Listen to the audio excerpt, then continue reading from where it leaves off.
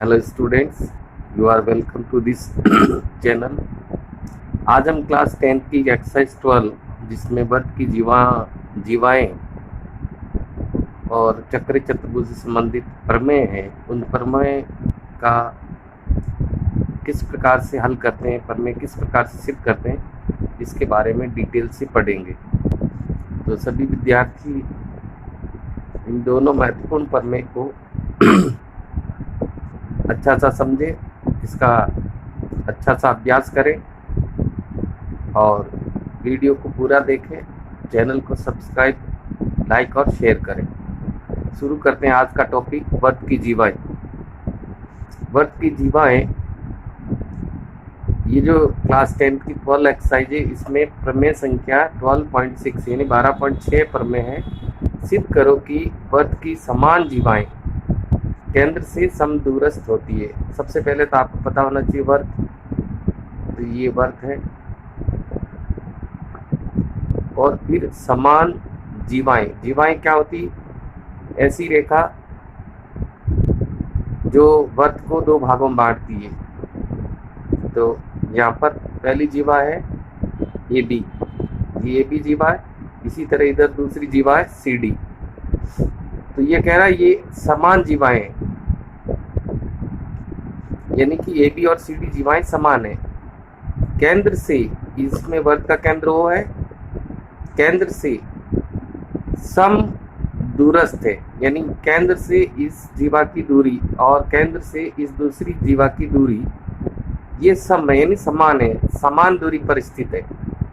तो पहली जीवा केंद्र से ओ एम दूरी पर स्थित है और दूसरी जीवा केंद्र से ओ एन दूरी पर स्थित है। तो हमें ओ एम और ओ एन दूरियों को बराबर सिद्ध करना है। तो किस तरह से करेंगे? तो सबसे पहले परीक्षा में जो प्रश्न पूछा जाता है वो सिंपली इतना ही पूछा जाएगा। तो आपको इस प्रमेय से संबंधित डायग्राम को भी माइंड में रखना कि किस तरह का डायग्राम बनता है। फिर सबसे पहले जो पहला बिंदु है वो हम लिखते हैं, हमें दिया हुआ क्या है। तो यहाँ पर ओ वृत्त वाला केंद्र है, तो ओ वृत्त का क्या हो गया? ओ वृत्त का केंद्र है, यानी सेंटर है। O is centre of circle.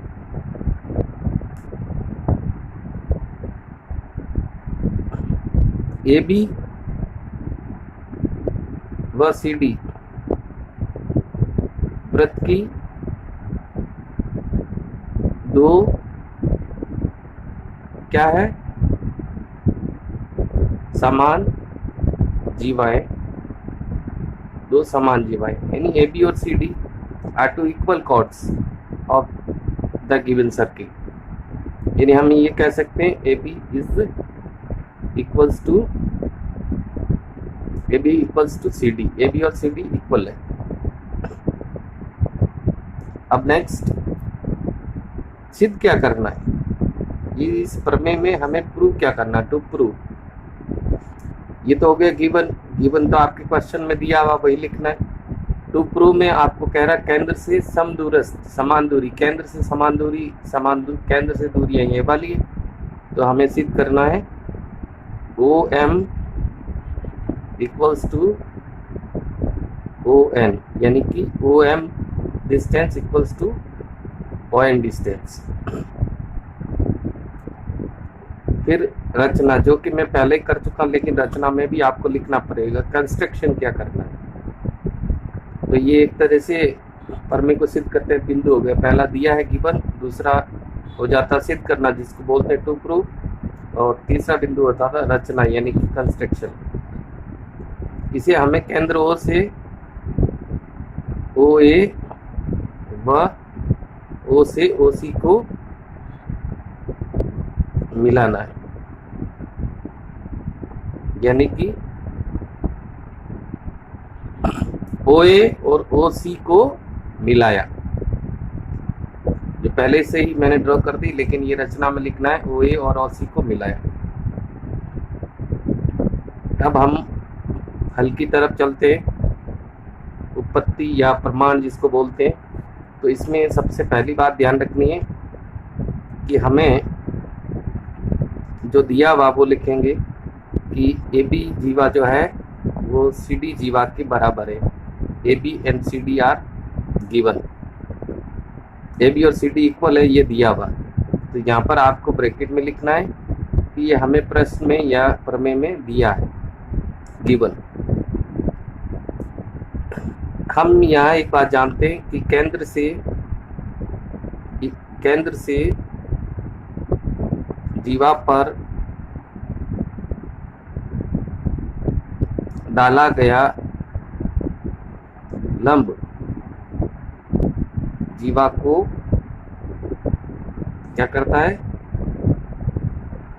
समद्विभाजित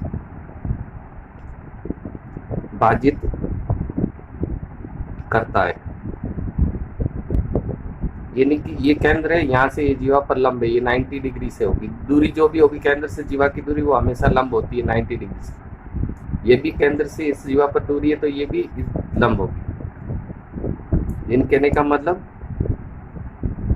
OM लंब है AB पर, और इसी तरह से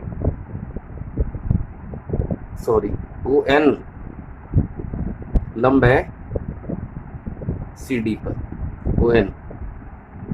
तो लंब क्या करता है, जीवाओं को बराबर भागों में बांटता है, यानी कि इस जीवा के दो भाग हो जाएंगे, AM और MB बराबर रहेंगे। इसी तरह इसके CN और ND भी बराबर होंगे। तो AM बराबर MB बराबर हाफ ऑफ AB। अगर ये बराबर है, ये और ये दूरियां, ये किसकी आधी हो जाएगी, AB की। इसी तरह इधर भी CN और ND बराबर है, लेकिन किसकी आधी होगी, CD की।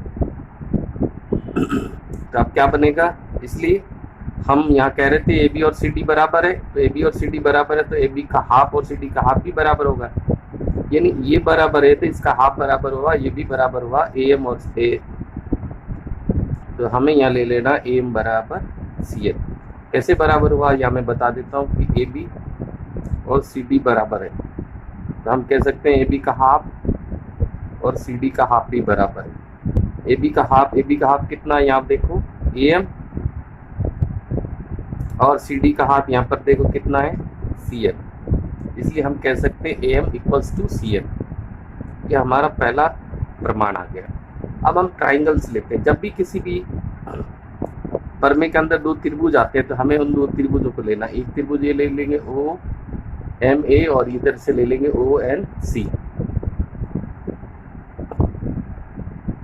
त्रिभुज OMA और त्रिभुज ONC, यानी triangle OMA and triangle ONC।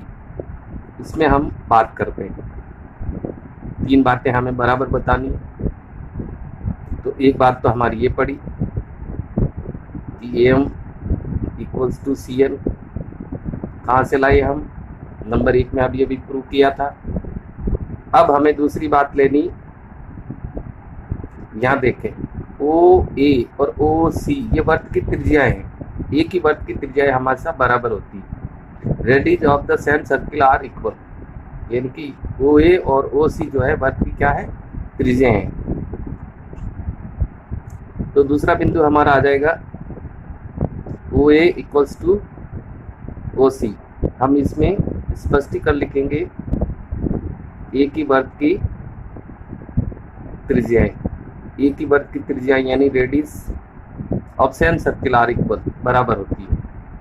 तीसरी बात हम लेंगे, केंद्र से जीवा पर डाला गया लंब, यहाँ से भी केंद्र पर जीवा पर डाला गया लंब, यानी OMA और ONC ये 90 डिग्री के एंगल है।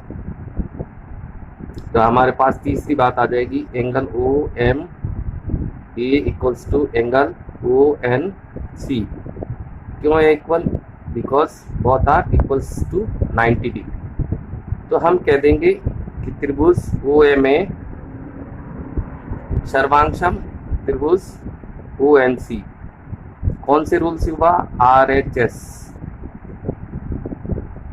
यानी कि समकोण कर्ण और एक अन्य भुजा, ये नियम है त्रिभुज की सर्वांग क्षमता का। अगर हम किसी त्रिभुज की 3 बातें, कोई भी दो भुजा, एक कोण या दो कोण और एक भुजा बराबर कर देते हैं या तीनों भुजाएं बराबर कर देते हैं, वो त्रिभुज सर्वांगसम होता है। तो हम कह देंगे अगर ये त्रिभुज सर्वांगसम है तो इस त्रिभुज की भुजा OM और इसकी ON भुजा भी क्या होगी, बराबर होगी। तो हमारा हो गया OM इक्वल्स टू OM, और यही हमें क्या करना था, प्रूव करना था, हैंस प्रूव। ये साबित हो गया कि हम वर्ग की समान जिवाएं केंद्र से समान दूरी पर स्थित होती है, या यूं कह दो कि वर्ग की समान जिवाएं केंद्र से समदूरस्थ होती है। नेक्स्ट पर मैं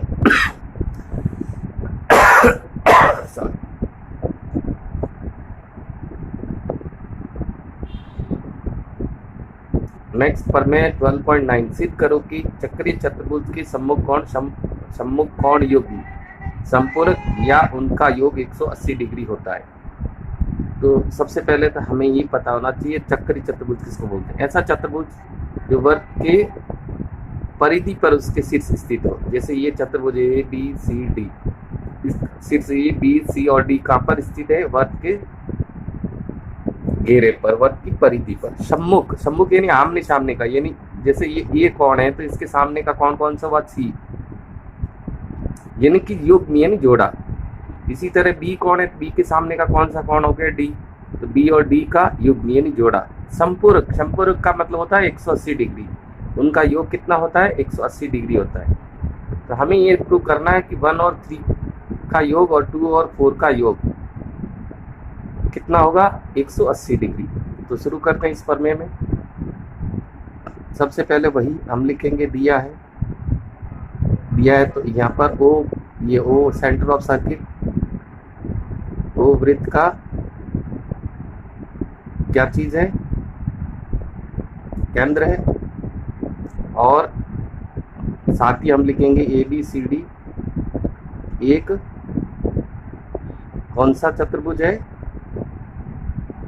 चक्रीय चतुर्भुज है।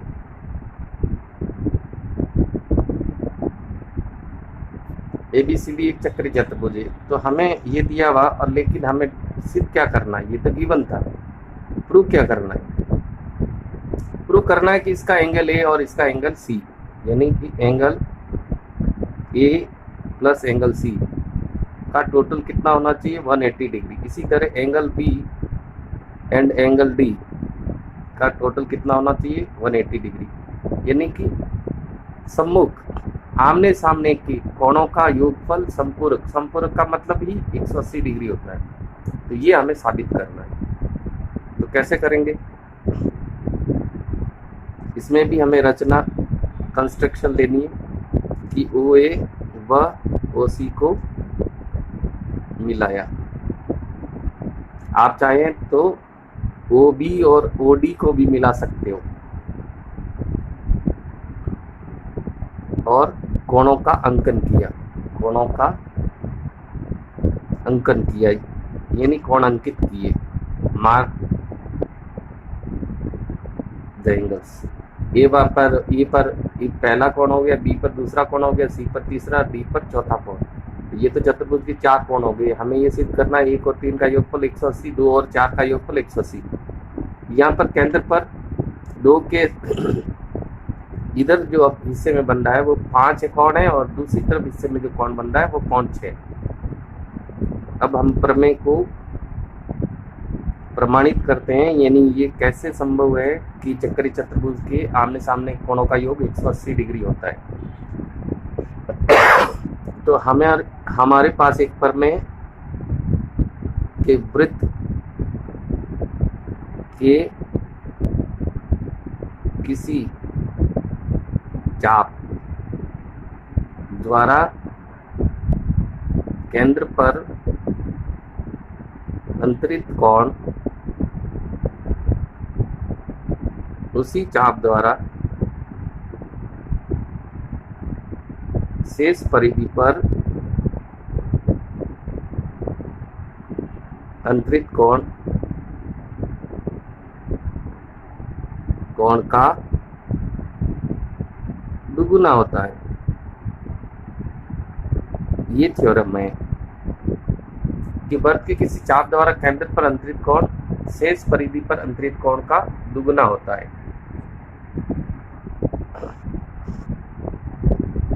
तो हम यहाँ पर पहला लेते हैं ये चाप ए बी सी, यानी कि ये वाला चाप ए बी सी।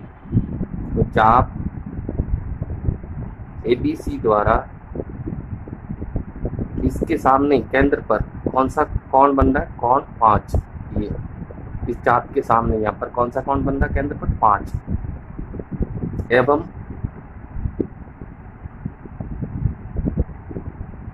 शेष परिधि पर, शेष परिधि का मतलब चाप को छोड़ने के बाद, एबीसी चाप छोड़ दे तो शेष परिधि पर कौन सा कोण बन रहा है, कोण 4। कोण 4 अंतरित है। तो रिजल्ट क्या होगा कि केंद्र का कोण जो है यानी कि कोण 5 वो कोण 4 का दुगुना होता है। तो हम उल्टा बोलेंगे कि परिधि का कोण केंद्र के कोण का आधा होता है, यानी एंगल 4 एंगल 5 का हाफ होगा। ठीक इसी प्रकार उल्टा चाप लेते हैं, यानी अब ए डी सी लेंगे। उधर परिधि जो शेष परिधि थी, अब उस शेष परिधि को हम चाप कर लेंगे। तो चाप एडीसी द्वारा केंद्र पर कोण 6 व शेष परिधि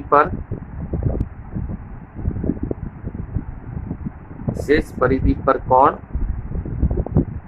2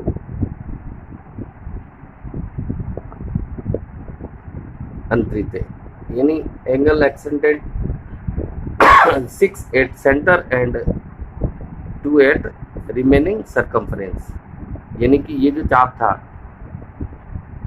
चाप एडीसी, इस चाप के सामने केंद्र पर कौन सा कोण है 6 और इसी चाप द्वारा परिधि पर कौन सा कोण है 2। तो परिधि का कोण केंद्र का आधा होगा और केंद्र वाला कोण परिधि से दुगुना होता है। तो एंगल 6 है वो एंगल 2 का डबल होगा, लेकिन एंगल 2 है वो 6 का हाफ होगा, आधा होगा।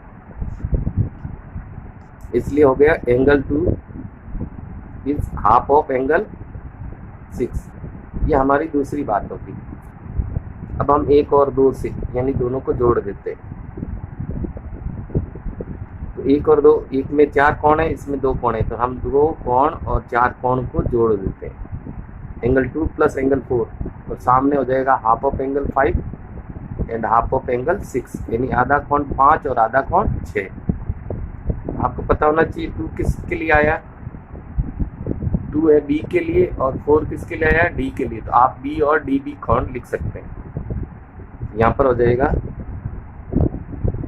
Angle B plus angle D equals to half common ले लेते हैं। तो यहाँ एंगल 5 प्लस एंगल 6 बचेगा। देखो हम जानते हैं एंगल 5 और एंगल 6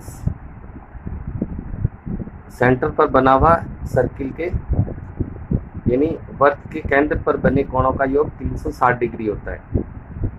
तो यहाँ पर जो एंगल 5 और 6 है उसकी टोटल कितनी होगी 360 पर, इसलिए हम कह देंगे angle B plus angle D equals to half into इसकी वैल्यू रख देते हैं। कोण 5 और कोण 6 का टोटल कितना होता है 180, सॉरी 360, 2 से काट देते हैं तो हाफ हो जाएगा 180। तो हमारे पास क्या रिजल्ट आया कि angle B plus angle D equals to 180। देखो 2 तरीके हैं। हम कह सकते हैं कि ये चतुर्भुज ए बी सी डी, इसके चारों कोणों का योग 360 डिग्री होता है। हमने बी और डी की वैल्यू 180 फाइंड कर ली है, तो 360 में से 180 माइनस करते हैं तो अन्य 2 कोणों का योग भी कितना आएगा 180। लेकिन हम इसी प्रकार सिद्ध कर सकते हैं कि angle A plus angle C भी कितना होगा, इसी प्रकार angle A plus angle C equals to 180, ये भी अपोजिट एंगल्स है। ये दोनों रिजल्ट आ गए। चक्करी चतुर्भुज के सम्मुख कोणों का योगफल कितना होता है, समपूरक यानी 180 डिग्री 180 डिग्री होता है। जिस प्रकार से दोनों ही प्रमेय अपने स्थान पर बहुत ही महत्वपूर्ण है, इसका अभ्यास कीजिए। अगले टॉपिक में हम इस प्रमेय से संबंधित प्रश्न जो बनते हैं उन पर प्रश्न का अभ्यास करेंगे। तो स्टूडेंट्स इस एक्सरसाइज का अच्छा सा अभ्यास कीजिए अगले टॉपिक के साथ शीघ्र ही आपके साथ होंगे। तब तक के लिए धन्यवाद। जय हिंद।